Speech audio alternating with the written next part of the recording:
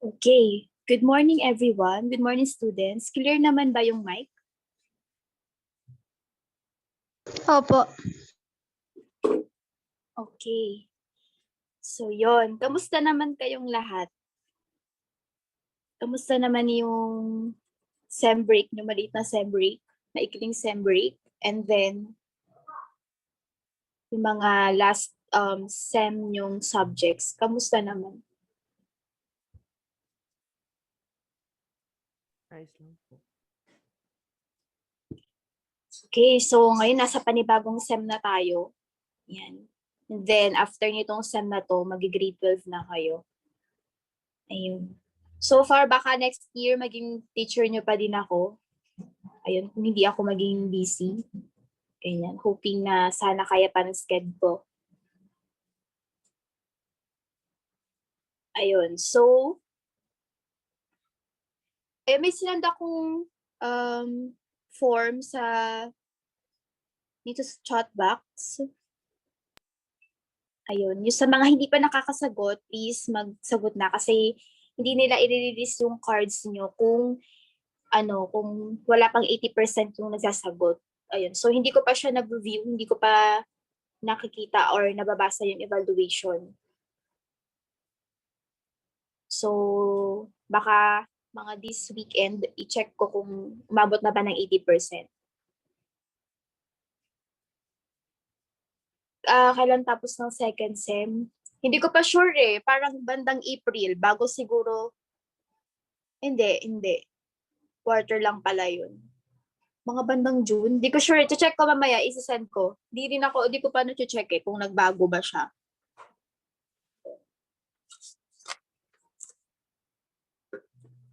Okay. Pero parang ang first quarter nyo ata, April. March, April. Tapos may 1 week kayong break kasi may may Holy Week. Okay. Ayun. April, May, June. Mga bandang June or July. Ganun yung tapos ng second sem nyo.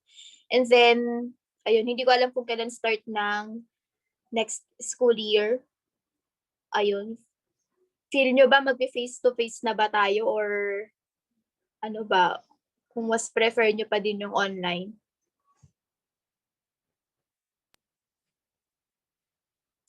Ayun. Siguro next school year, baka pa rin kayo, online pa din.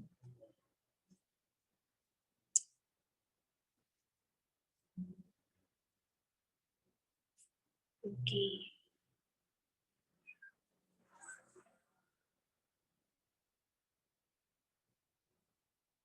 Yes. Pero feel ko ayaw i-clear ng government natin yung COVID cases.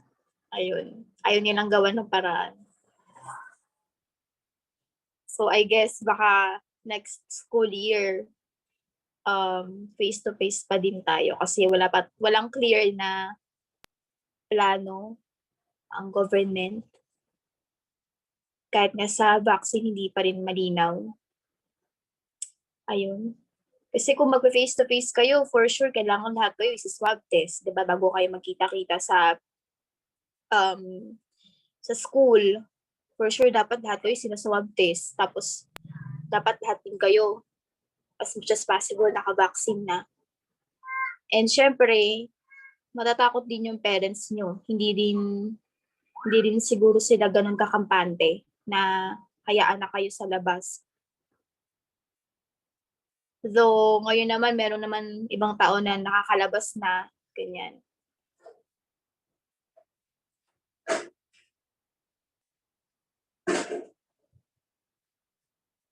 Okay, so, hopefully next week, masanda natin yung grades. Yan, nagawa naman na siya. Bali, may mga na-rate lang din talaga na teachers na nagsubmit ng grades. So, tapos priority namin yung grade 12 kasi kailangan nilang isend yung card nila for scholarship sa ibang school. So, inuna ko na yung mga grade 12. Yung mga grade 11, next week sila. Tsaka, chine-check din namin yung nasa evaluation kung kung nasa 80% na ba. Okay, so may questions ba, guys? Ayun, so for today, Yan, for today, business mathematics tayo. So yun, madali lang naman to for sure sa inyo. Ayan. Sino ba dito favorite ang math? Kumbaga parang pag math, easy-easy na lang, ganun. Ayan. So si Seth. So welcome. Welcome to the club. Ayan. So sino pa dito yung mga mathematicians? Ano yung mga sumasali sa MTAP during high school or elementary? Ayun. Wala lang for the requirements. Kailangan umattend ng MTAP. Di ba may ganun pag high school? Yung every Saturday, nag-enroll kayo ng MTAP class during Saturday. Ayun. Sino dito yung naging representative na ng school nila para lumaban sa mga math quiz bees, gano'n, at lumaban sa iba't ibang school? Ayun, na-experience nyo na ba yun? Yung compete kayo sa MTAP Math Challenge, yung mga gano'n. Ayun. Siguro kaya rin kayo nandito sa ABM kasi favorite nyo math. Ayun, merong nagsabi sa inyo na dito sa accountancy, math yan. Pag magaling ka sa math, mag-accountancy ka, gano'n. So, ayun, maraming tao na nai-scam sa gano'n. So, sa accountancy kasi, sa accounting yan, or business na subjects, may math siya, pero more likely, yung mga basic, basic computations. So, sa accountancy, more on analyzation tayo. More on English. So, pag mas magaling ka sa English, better na nandito ka sa accountancy. Yun, pag magaling ka sa English, sa interpretation, sa pag-analyze mo ng mga problems or transactions. So, pag alam mo na yon, pag magaling kang mag-analyze ng isang problem, magagamit mo na yung skills mo sa math. Ganun siya. Ayun. So, pag pag sobrang galing mo sa math, yung tipong ikaw na yung panlaban ng school sa MTAP, ganyan. So, I recommend na pwede kayong mag-take ng business stats, ganyan, or maging yung pagka-graduate, pwede lang mga licensed statistician.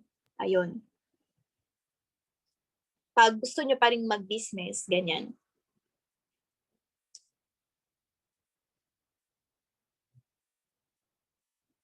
Okay. So, for today, chapter 1 na tayo. Actually, ang chapter 1, 2, 3 natin, sobrang dali lang. So, for chapter 1, fractions lang tayo. Chapter 2, decimals. And then, chapter 3, mga ratios and proportions or percentage yun.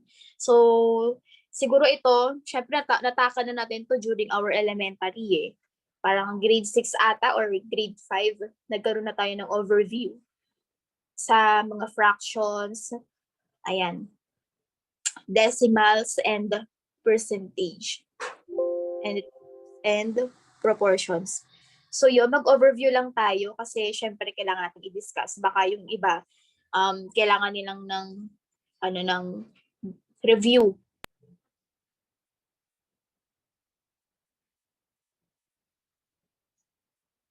Okay, let me know kung clear yung yung mic. Yan.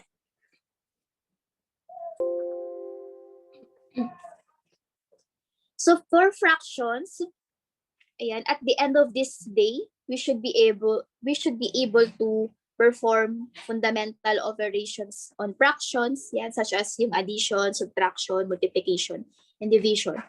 Express fractions to decimals and percent forms and vice versa. So from fraction to percentage to fraction.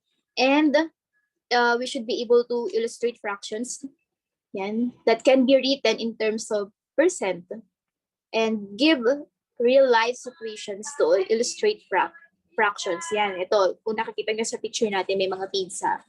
So, ayan yung pinaka-common na illustration para mas maintindihan natin yung fractions. And then, at the end of this day, we should be able to solve problems involving fractions. So, magkakaroon tayo ng recitation at the end. So, yon sa mga unang nakapasok, nakita nyo naman na meron akong pinost na nakalagay chapter 1 please.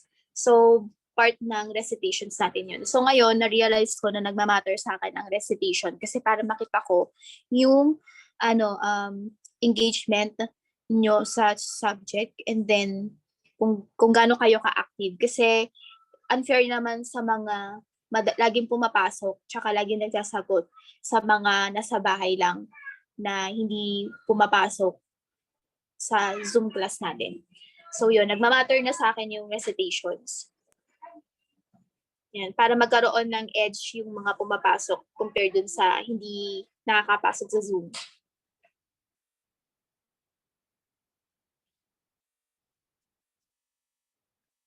Okay, so yan, objectives natin, adding, subtracting, multiplying fractions and mixed numbers. So, reducing fractions to the lowest common denominator. Yan, so, ayan, we have here the numerator and denominator. Yung nasa taas, numerator yun, and then yung nasa baba, denominator. So, we have here different types of fraction. Proper fraction, yan. So, pag sinabi natin proper fraction, ito yung itsura niya. So, 3/8, 1/4, as long as mas mababa yung numerator natin compared sa denominator natin. Okay, proper fraction yun. Improper fraction, of course, mas mataas naman yung numerator compared sa denominator. And then we have here the complex fraction. So, normally pag mga higher, pang mga higher years, ito yung kino-compute na mga fractions. So, 3/1/2, yan, 3/7/9, yan, composed of fractions in one.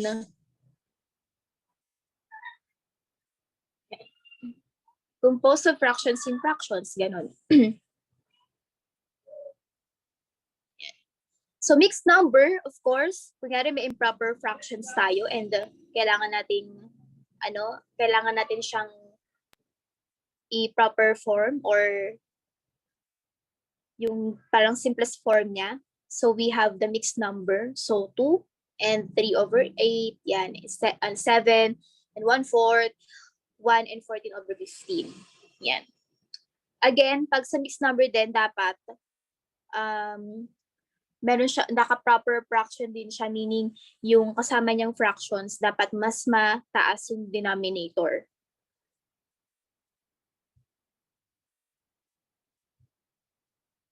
Okay, so when we say lowest common denominator, ayan, least, yung tinatawag na LCD. Yan, so the least common denominator of 2 or more denominators is actually the smallest whole number that is divisible by each of the denominators to find the LCD or the common LCD. So simply the least multiple of each denominator, yan, 2, 3, 4. Yung tinatawag nating, ano ba tawag doon? Yung hindi na siya pwedeng ma-divide. Alam niyo yun? Naalala niyo pa ba yun? Yung number na pwedeng, hindi na siya ma-divide into any numbers.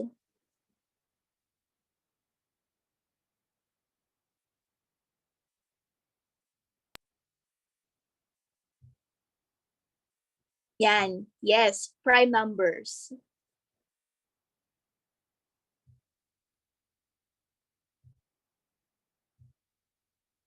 Yan, as long as hindi na siya ma-divide by 2, by 3, by 4. Ayun.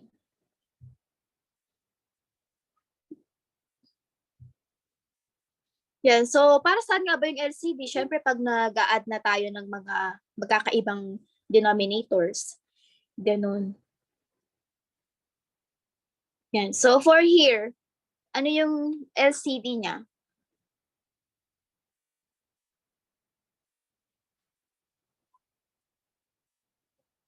LCD nila.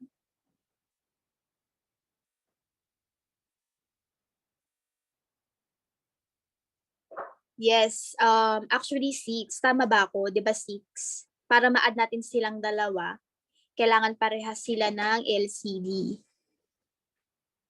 Ayan. So, pag inad natin siya, itong 1/3, magiging over 6 na siya. And then, yung numerator niya, magiging 2. So, magiging 2 over 6 plus 1/6. Tapos, pag inad natin, yung 2 over 6 plus 1/6 is equal to 3 over 6 or 1/2. Ganoon tayo lagi pag nag-compute. I-convert agad natin siya sa simplest form. Yan. So, itong mixed number natin. Yan. Changing an improper fraction to a mixed number. Okay, sabi ni Lamos, bibilis ha. Ang dami nating mathematician dito ah. Okay, so tama, 3 and 2 over 7.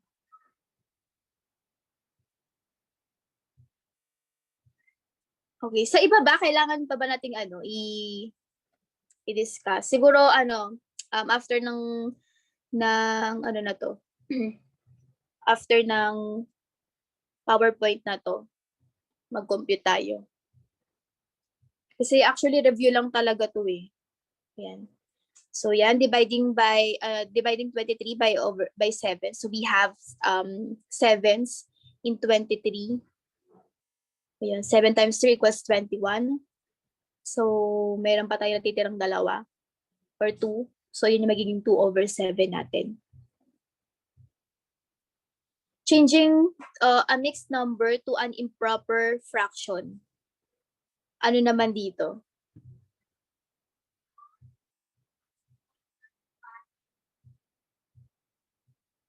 Yes, 22. Yan, pag sinabi naman nating improper fractions, yan, 7 times 3 lang, 21. Tapos i-add lang natin yung isa pang nasa numerator natin, 21 plus 1 equals 22. So, ang improper fraction natin for this is 22 over 7. Ang dali lang.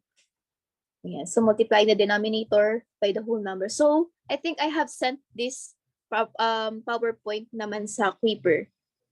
Changing fraction to an equivalent fraction with LCD. Ito para tong ratio din. Parang ratio na rin to eh, yung itong part na to. Ito, anong sagot dito para maging equivalent nyo yung over 12? Yes, 16. So, 12 divided by 3 is equal to 4. And then 4 times 4 equals 16. So, yung question mark dito, 16 yun. 16 over 12. Yan. So, changing a mixed number to an equivalent fraction with LCD. Changing a mixed number to an equivalent fraction.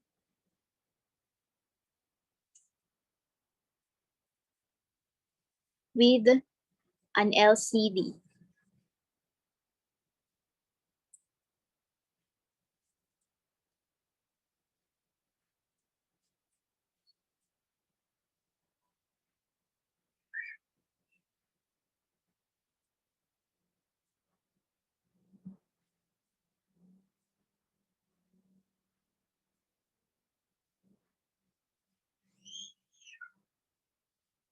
Okay, so 10 times 3 equals 30 plus 2. We have 32 times 3 kasi 9 divided by 3 equals 3. 32 times 3 is equal to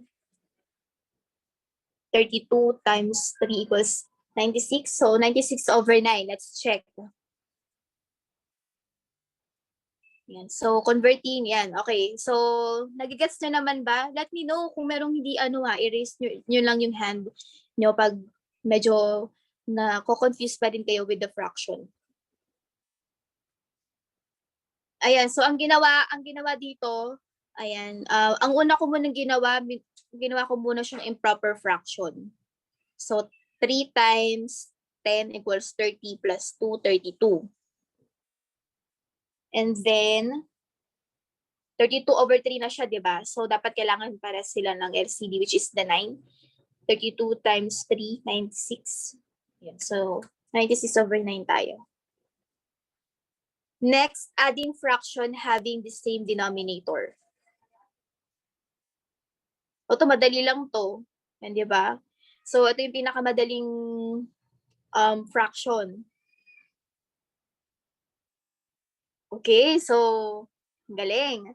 Ayan. So, yan. So, ang gagawin na natin, pag same naman sila na denominator, i-add lang naman natin yung numerator. And then, just copy the denominator. Ganun siya. So, 2/9 plus 1/9 equals 3/9. So, pwede pa natin yun simplest form. So, makukuha natin yung 1/3. Yan. So, automatic tayo lagi. Pag nag-compute tayo, lagi nating i-convert sa simplest form o yung tinatawag nating mixed number. If in case na maging improper fraction siya, i-convert natin sa mixed number. Adding fractions having unlike denominator. So, pag nag-a-add tayo ng na magkaiba yung denominators or pag nagsasubtract din, ayan, gumagamit tayo ng LCD, least common denominator. So, for this one, ayan, ano kayang sagot? Ayan na, ang daming nating mathematician dito Ayan, so, let's check. I-convert muna natin siya sa LCD. So, yung 2/3 natin, yan, 9/3 equals 3 times 2 equals 6. So, we have 6/9 plus 1/9. So, yun, pag same denominator na, we just simply add the numerator and then just copy the denominator. So, 7/9.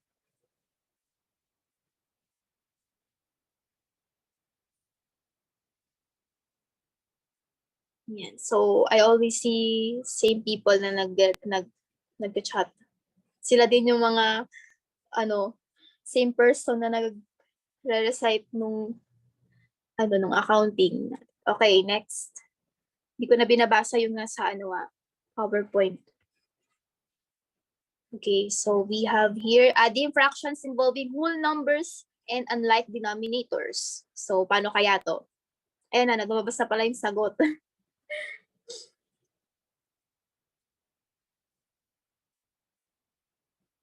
Okay. Ayan, so,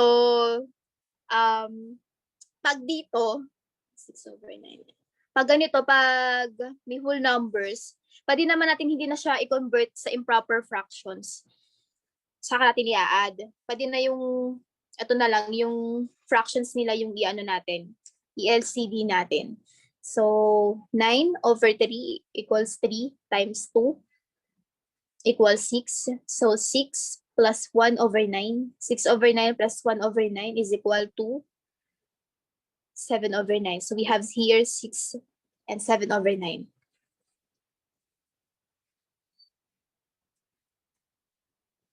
Okay. Dito naman tayo. Subtracting fractions having the same denominator.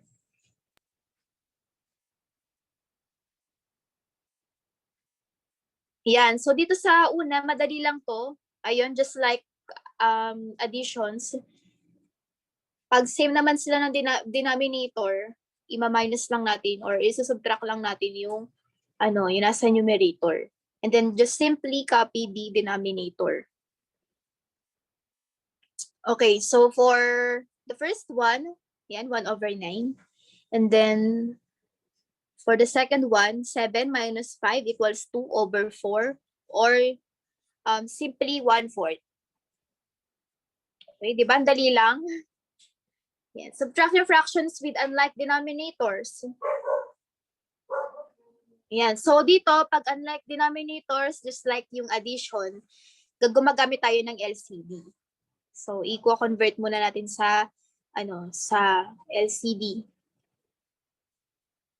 Okay? So, let's check. 9/3 equals to 3 times 2.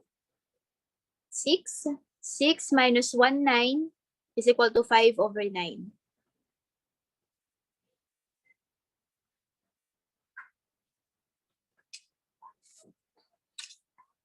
Kailangan mag-record lang ako.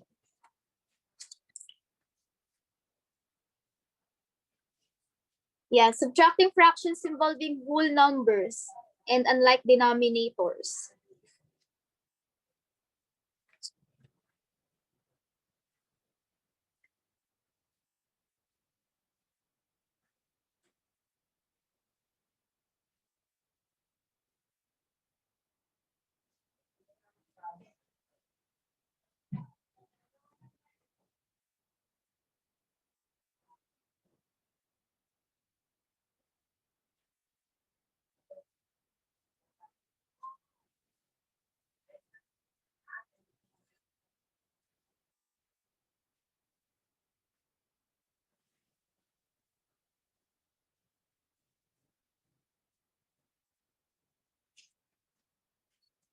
Okay, let's check.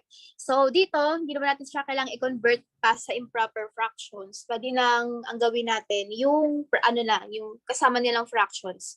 So yung 2/7 magiging 4/14. Kasi 14 divided by 7 equals 2 times 2 na nasa taas, yung numerator equals to 4.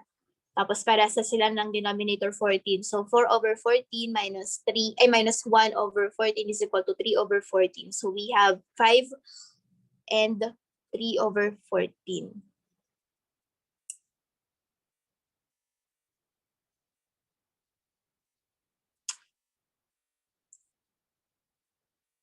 Ayan, so mga samples lang to.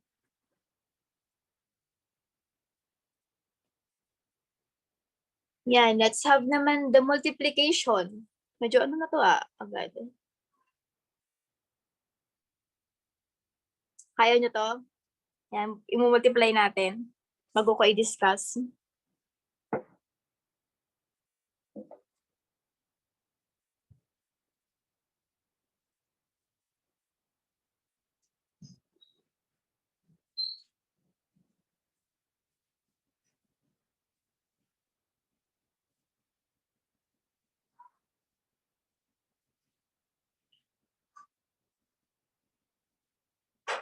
Okay, sabi nila 28/7/8.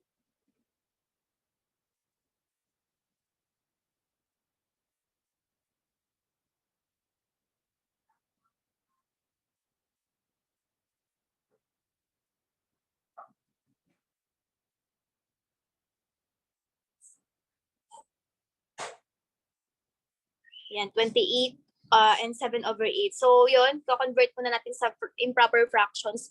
Better na pag nandito tayo sa mixed numbers. Ayan.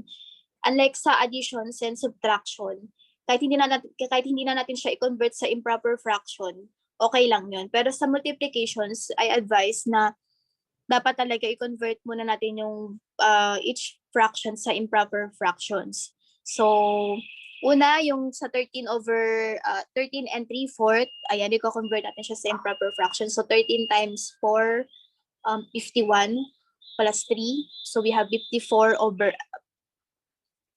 tama ba? Oh, tama, 52 pala. 52 plus 3 equals 55/4. And 2 times 10 equals 20 or 21/10. Ayan, and then, i-multiply natin yung parehas na numerator. So, 55 times 21. Yan, so we'll have 1,155. And then, syempre, hindi lang yung numerator yung i-compute natin, yung i-multiply natin, also yung denominator. Yan, so straight line siya. So numerator multiplied to will be multiplied to the numerator, and then denominator will be multiplied to denominator. Tapos pag nakuha natin yung sagot, syempre improper fractions pa din muna siya. Saka natin i-convert sa mixed number or yung pinaka-proper fractions.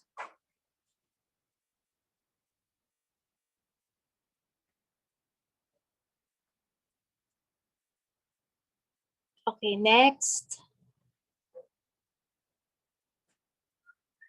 Dividing fractions and mixed number. So, paano kaya to?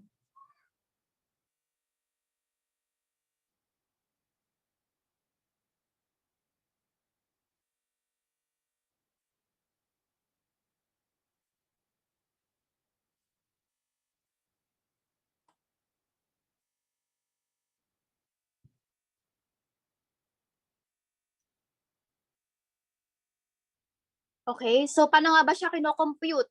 Pag sa division naman ng fractions, unlike sa multiplication, straight line tayo pag nag-multiply. Actually, sa division, pag nag-multiply tayo, yung yung pinang-divide natin o yung tinatawag doon, ay yung divider natin, tinatranspose natin or binabaliktad natin. So for this one, ayan o yung reciprocal na tinatawag. For this one, 13 times, syempre ko-convert muna natin sa improper fraction. So 13 multiplied by 4 is equal to 52 plus 3, 55. 55 over 4. So we have 55 over 4. So dito naman, meron tayong whole number. Pag sa fractions, pag kinonvert natin yung whole number into fractions, nagiging 2 over 1 sila. Or lahat ng whole number over 1 yon. So pag nireciprocal natin yun or binaliktad natin, ayan, yung denominator na pupunta sa numerator, yung numerator na pupunta sa denominator, magiging 1/2 siya. Saka natin siya i-multiply. So we have 55 over 4 times 1/2. Yun, minumultiply natin siya, hindi natin siya dinidivide. Okay? So, yun. So, ang pinagkaiba lang nila ng multiplications, yung multiplication ng fraction, straight line pag kino-compute natin. So, numerator to numerator, denominator to denominator. While sa divisions, nire-reciprocal muna natin or binabaliktad muna natin siya, saka na tayo mag-multiply. Mag-multiply din tayo. So, 55 over 4 multiplied by 1/2. Yan. So, we have 55 over 8. So, pag kinonvert natin yan sa proper fractions or simplest form, ito yung magiging sagot. So, we have 6 and 7 over 8.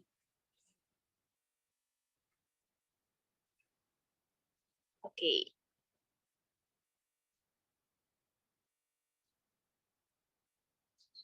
The next one, reducing a complex fraction with mixed numbers. Okay, paano kaya to?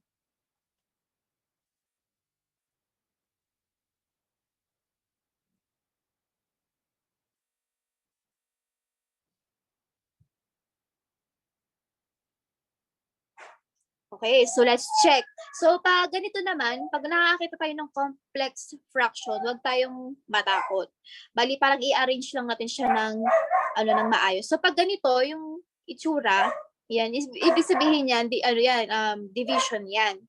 So bali itong unang part, ayan yung numerator natin, and then yung second part naman, nagiging denominator natin, kumbaga pag sa complex fraction. So we have 5 and 3 over 7. So pag kinonvert natin siya sa improper fraction, magiging 5 times 7, 35 plus 8, 38. So we have 38 over 7. Tapos yung isa naman, i-convert din natin siya to sa improper fractions. So we have 1 times 5, 5 plus 1 equals 6, 6 over 5. So yun, i-reciprocal natin siya since i-reciprocal natin siya since division to. So, we'll have 5 over 6. So, again, ano nga ba yun? 38 over 7 plus, multiply natin, i-multiply natin by 5 over 6. Yan. So, we'll get 190 over 42. And then, reduce natin siya into simplest form or proper fraction. So, we'll get 4 and 11 over 21. Okay, so let me know kung meron pang hindi, parang medyo naguguluhan pa sa sa fractions. Okay, so ngayon meron tayong recitation. So kunin niyo na lang kung ano dito yung gusto nyong number na sagutan. Ayan. So I'll be back by siguro kaya niyo naman to i-solve within 3 minutes. Pili lang kayo ng number. Sabihin niyo na dito kung ano yung number na gusto niyo sagutan. And then magiging part siya ng recitation natin. Okay, for 1, si Palabon na sa number 1. 2 kay Kabukos. 3 kay... Okay, sige.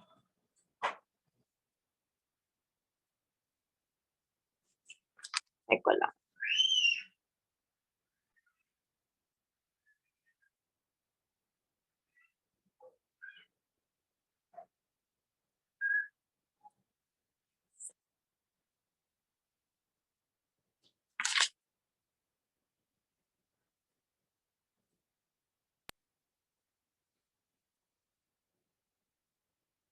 Si Palabon, 1.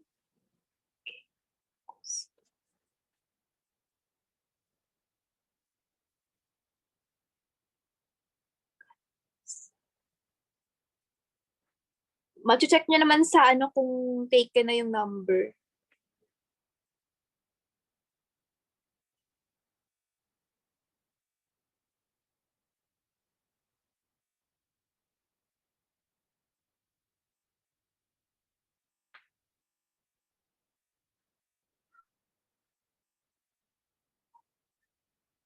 Taken na yung 5.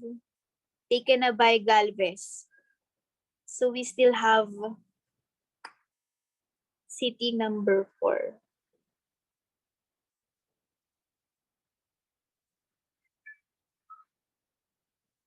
Okay, so balik tayo by 10:55. Yan. So, sagutan niyo muna.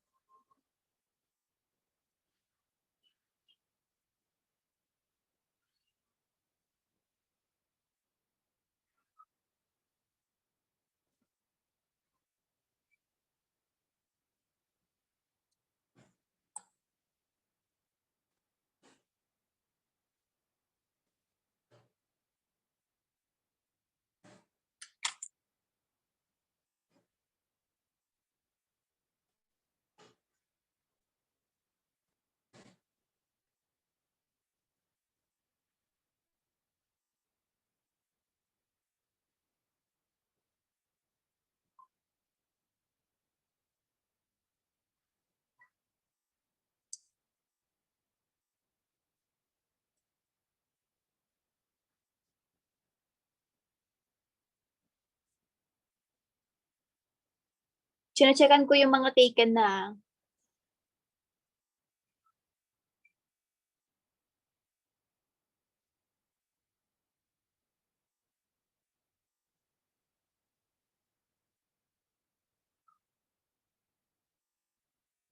Okay, sino pang, meron pang wala? Number 6, 9, tsaka 10. Sino na lang? Taken na yung 5 eh. Ayun, check nyo din yung, yung chat box.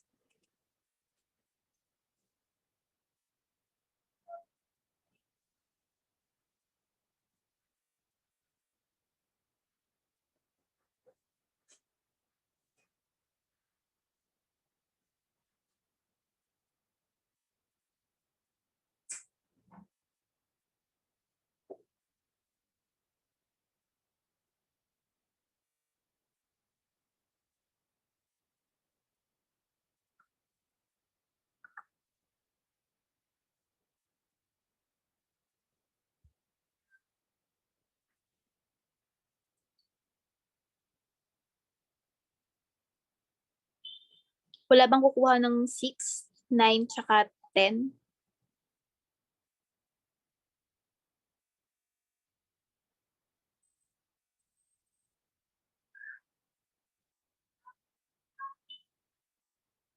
Let me check.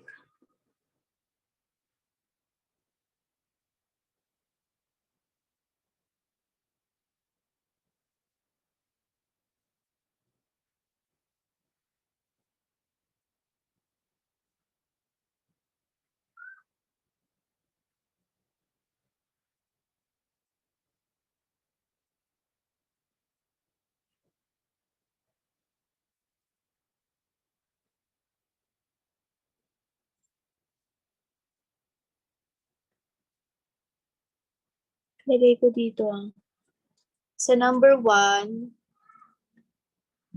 wait lang. Number 1 natin, si Palabon.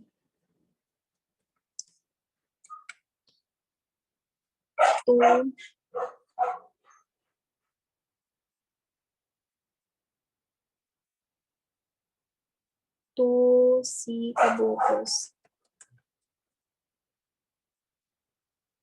3, si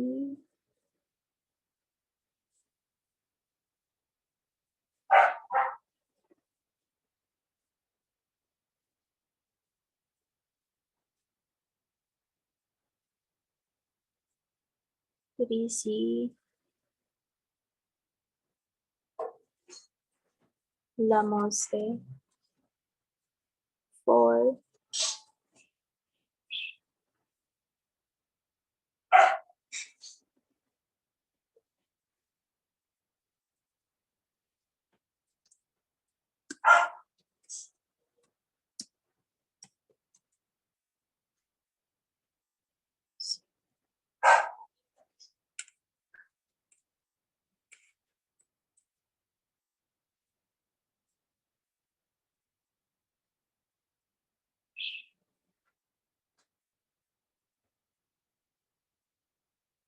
sinong 6? Wala bang 6?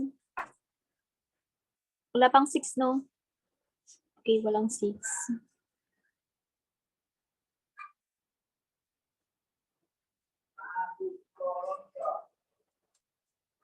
7, si Seth.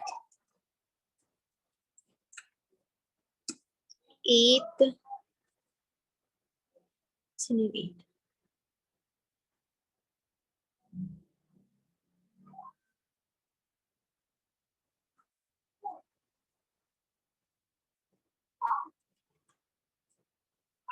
It's Erlang.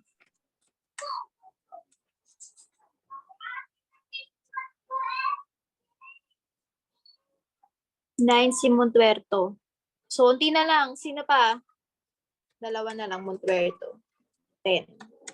Okay, sige. Ano muna natin habang sinasagutan natin. Okay, so we still have 6. Sige, Domingo.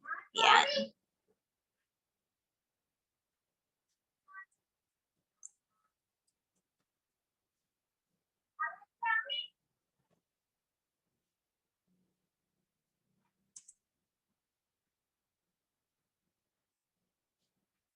Okay, so sagutan natin. Number 1. Okay na, no? Okay, so number 1, anong sagot? Palabon.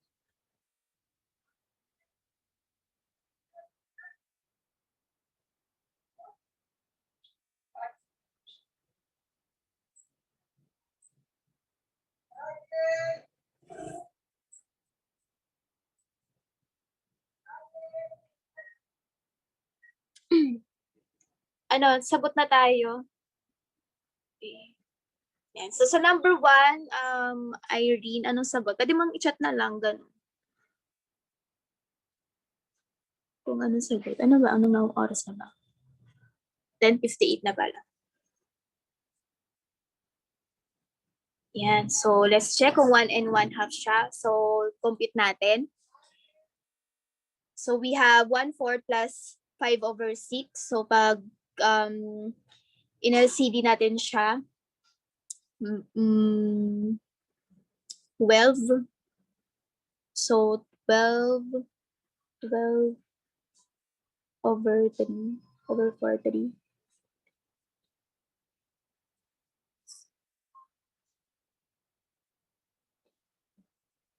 Okay, 1 and 1/2.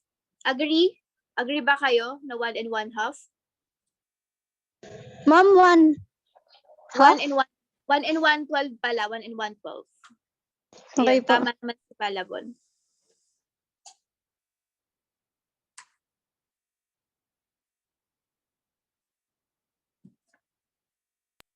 Sa number 2, 1 and 1 over 12. Kasi 13 over 12. Okay, sa number 2 naman, kay Kabukos. Number 2 po is 1 and 5/6. Okay, let's check. 5/6. Okay, so okay. So 3.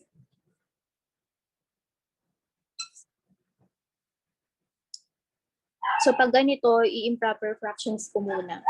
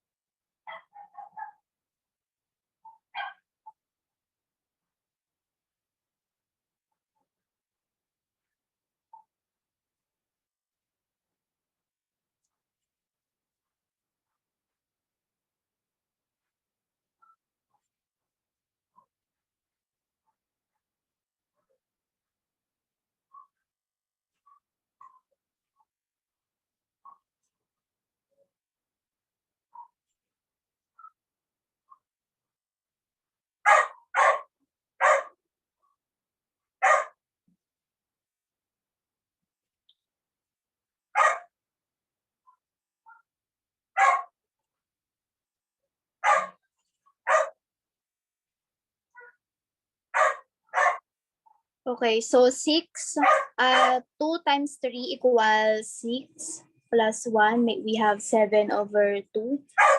7/2. And then 3 times 1, 3 times plus 2, 5/3. Yan, so ELCD natin, yung 7/2 magiging 14/,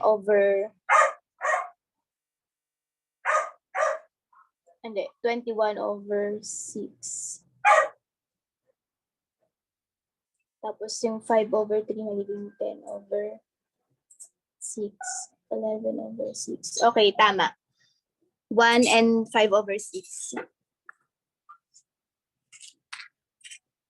Okay, so number 3, Lamoste. 1 and 17/18, ma'am. Okay, multiplied by 2 and 1/3. So 5/6 multiplied by, i-convert muna natin siya sa improper fraction. So 2 times 3 equals 6 plus 1, 7/3. Then magiging 5 times 7, 35/18.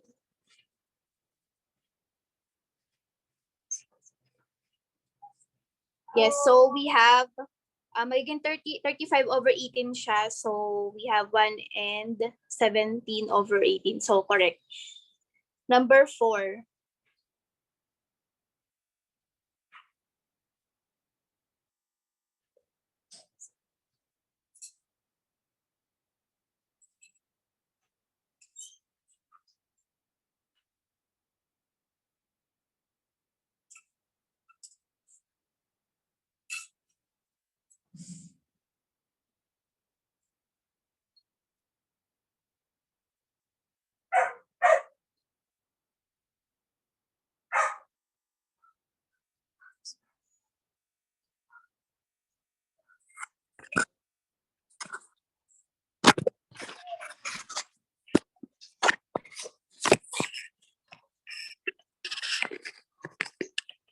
Sige, pag walang sumagot, ano tayo, uulit tayo.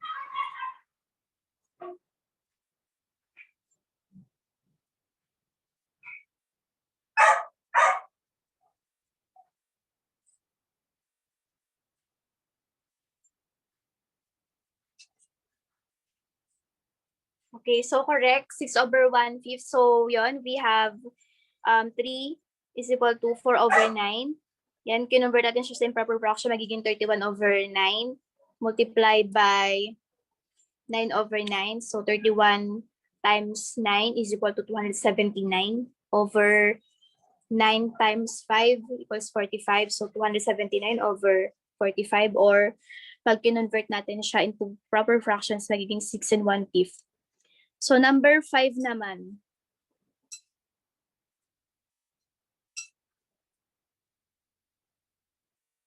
Si Galvez. So we have 4 over 21. Okay, so tama na to. Hindi naman natin siya mako-convert sa simplest form. Dahil simplest, ayun na yung pinaka-simplest. Number 6, si Domingo.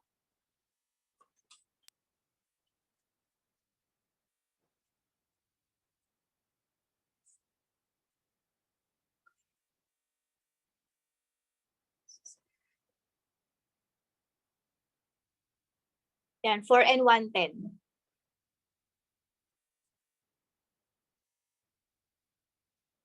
So, sorry, matagal kasi nagko-compute din ako. Kino-compute ko din siya. Okay, next, number 7. Si Manalo. Okay, let's check. Okay, 19. Number 7, Erlano. 8 na po, ma'am. Ay, number 8 pala, number 8.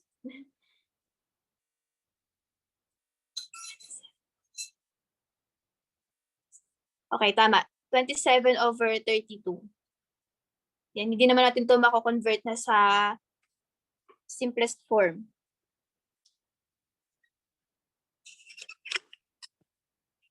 Wait lang.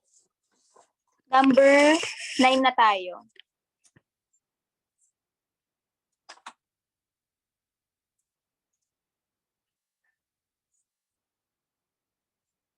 Okay, number 9. Wait lang.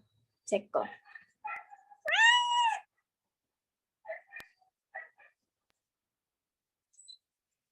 Number 9. So we have 2 and 1/3. Magiging 7 over 3. 7, 56 over 9.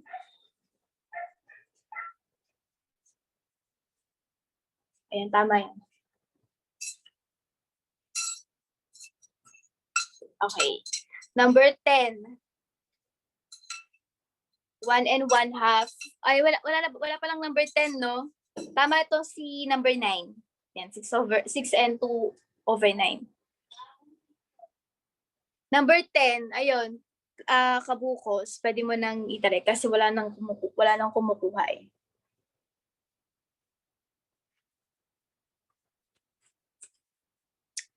Ayan, so, 21 over 32 po. okay, let's check. 21 over 21. 3 over 2.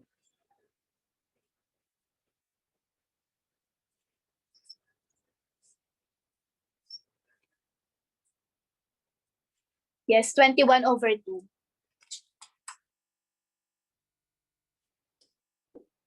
Okay.